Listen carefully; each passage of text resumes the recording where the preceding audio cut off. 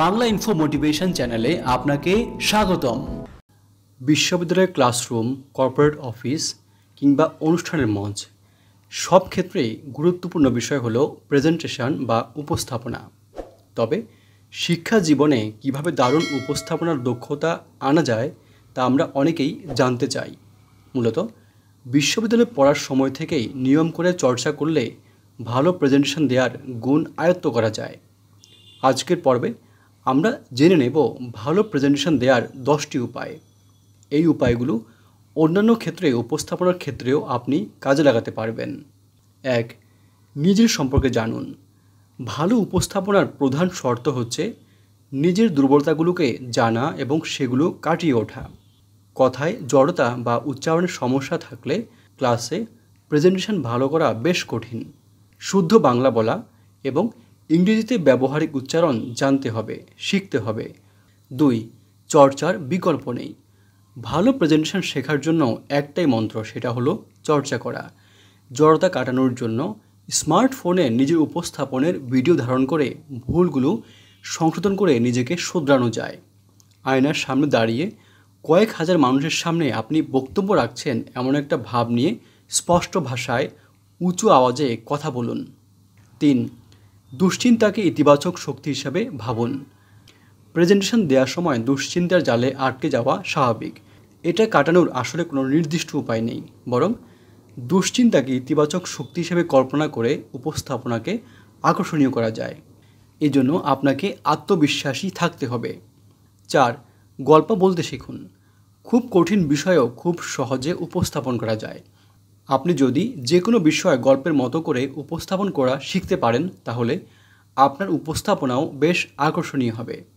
চেষ্টা করবেন শ্রোতার চোখে চোখ রেখে আলাপের ঢঙ্গে কথা বলার। 5. মুখস্থ কিংবা স্রেফ দেখে দেখে পড়া নয়। স্ক্রিপ্ট রিডিং কিংবা দেখে দেখে উপস্থাপনা একঘেয়ে এবং বিরক্তিকর ব্যাপার। এতে করে শ্রোতারা মনোযোগ হারিয়ে ফেলে এবং উপস্থাপকের ব্যাপারে একটি নেতিবাচক ভাবনা তৈরি হয়। তাই নিজের মতো করে ভিন্নভাবে কথা বলুন এবং শব্দগুলো গুছিয়ে বলা শিখুন। সাধারণ শব্দ ভিন্নভাবে ব্যবহার করে উপস্থাপনাকে আকর্ষণীয় করা যায়। কোনো শব্দ একটু জোরে বলুন, আবার কোনো শব্দ একটু আস্তে বলুন। কথা বলার মাঝখানে একটু বিরতি দিন। আপনি যদি বক্তব্য দেওয়ার সময় কোনো প্রশ্ন করতে চান তাহলে এমনভাবে কথা বলুন যাতে শ্রোতারা বুঝতে পারে যে আপনি প্রশ্ন করছেন। 6. শ্রোতা এবং বিষয় সম্পর্কে ভালোভাবে জেনে নিন। প্রেজেন্টেশন দেওয়ার আগে আপনি বিষয় সম্পর্কে বিস্তারিত সর্বশেষ তথ্যগুলো জেনে নেওয়ার চেষ্টা করুন। এতে আপনার আত্মবিশ্বাস অনেক বাড়বে। আপনার উপস্থাপনার শ্রোতা কে বা কারা তা আগে থেকে জেনে নেওয়ার চেষ্টা করুন। তাদের বয়স এবং আগ্রহ বুঝে উপস্থাপনার জন্য গল্প সাজিয়ে কথা বলুন। 7. অনলাইন থেকে শিখুন। ইউটিউবে উপস্থাপনার দক্ষতা বাড়ানোর বিষয়ে বেশ কিছু ভিডিও রয়েছে। অনেক সময় এগুলো বেশ কাজে আসে, তাই এসব ভিডিও কিংবা অনলাইন থেকে শেখার চেষ্টা করুন। 8. অনুকরণ বা অনুসরণ করুন। Steve Jobs, Sheryl Sandberg, doctor Mohammad Yunus, অধ্যাপক আবদুল্লাহ আবু সাইদ কিংবা আপনার কোনো প্রিয় ব্যক্তির বক্তব্য এবং উপস্থাপনার কৌশল আপনি চাইলে আয়ত্ত করতে পারেন। শুরুতে আপনি অনুকরণ করার চেষ্টা করলেও ধীরে ধীরে আপনার নিজস্ব ঢং কিংবা ভঙ্গি তৈরি করে নেবেন। 9. দর্শকের চোখের দিকে তাকান। প্রেজেন্টেশন দেওয়ার সময় আই কন্ট্যাক্ট কিংবা দর্শকের চোখে চোখ রাখা খুবই জরুরি। ক্লাসে কিংবা মিলনায়তনে উপস্থিত দর্শক যেন এটা বিশ্বাস করেন যে কথাগুলো আপনি তাকেই বলছেন। আপনার শূন্য দৃষ্টি দর্শকের মনোযোগ নষ্ট করতে পারে, তাই খুব স্বাভাবিক ভঙ্গিতে আলাপের ঢঙ্গে দর্শকের চোখের দিকে তাকিয়ে কথা বলুন। 10. হাসুন এবং হাসাতে চেষ্টা করুন। বিভিন্ন ধরনের উপস্থাপনার ক্ষেত্রে আমরা সবচেয়ে বড় যে ভুলটা করি তা হলো মুখ ঘুমরা করে রাখা।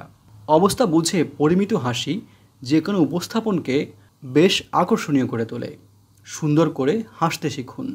হাসির কারণেই হয়তো আপনাকে আত্মবিশ্বাসী দেখাবে আর শ্রোতাদের মনোযোগ আপনার মধ্যে আত্মবিশ্বাস এনে দেবে। ভালো উপস্থাপনা বা প্রেজেন্টেশন দেওয়ার 10টি উপায় নিয়ে সাজানো আজকের পর্বটি আমরা এখানেই শেষ করছি।